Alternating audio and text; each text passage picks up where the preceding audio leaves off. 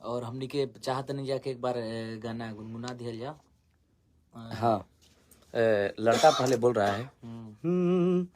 कि ई कौन काम तू अढ़ावताड़ू, अपने पाप चढ़ावताड़ू।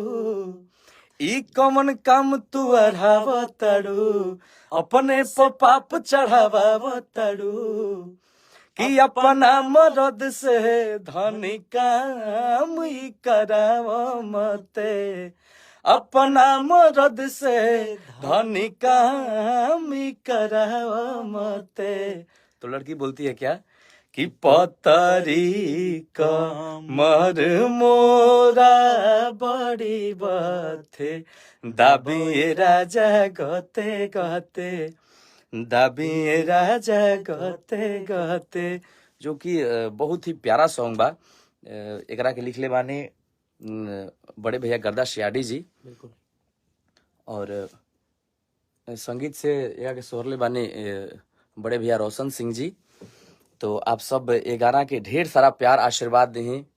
सुजाय म्यूजिक वर्ल्ड पर रिलीज बाई गाना हमनी के भी जहाँ बैठल बानी जा हमनी के पटना में, और होली के तैयारी चल रहा बाई जा। होली के कुछ गाना करता नहीं जा, लोकगीत भी करता नहीं जा, जो कि बहुत ही जल्द आप सबके देखे के और सुने के मिली। भैया आप यहाँ आइए, यहाँ आइए। हम लोग अपने मंदिर में बैठे हुए हैं। ये देखिए, ये छोटू भैया है। सबके नमस्कार प्रणाम बा। और आप भी हमारे गाने के लिए बोलिए।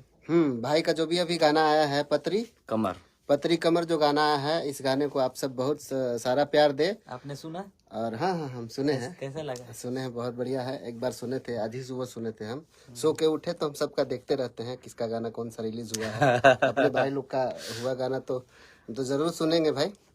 सुने, बहुत अच्छा गाना लगा। और आप लोग भी इस गाने को ढेर सारा प्यार दे और जल्द से जल्द इसको 10 मिलियन करें। और अभी हम लोग क्या करने वाले हैं? अभी हम लोग होली जो कर रहे हैं उसके बारे में बताइए। हाँ, अब और अभी होली का तैयारी चल रहा है और अभी दोनों भाई आए हैं और होली की तैयारी हम लोग कर रहे हैं। बहुत बढ़िया बढ़िया गाना करने वाले हैं और हम चाहेंगे कि होली का जो गाना आए उसको आप सब बहुत सारा प्यार दे और क्या कहे, और यही कहे कि जो भैया पिछले साल बहुत बड़ा हिट गाना दिए थे होली में, दीदी के देवर नो छठिया। हाँ, दीदी के देवर नो छठिया। वो काबिले तारीफ रहा है, काबिले तारीफ। और इनका काम गजब। कि होलिया में खाड़ कोइले खटिया बा, दीदी के देवर नो छठिया बा, दीदी के देवर नो छठिया बा। जिस गाने को आप सब ने ढेर सारा प्यार आशीर्वाद दिया था, तो इस बार हम लोग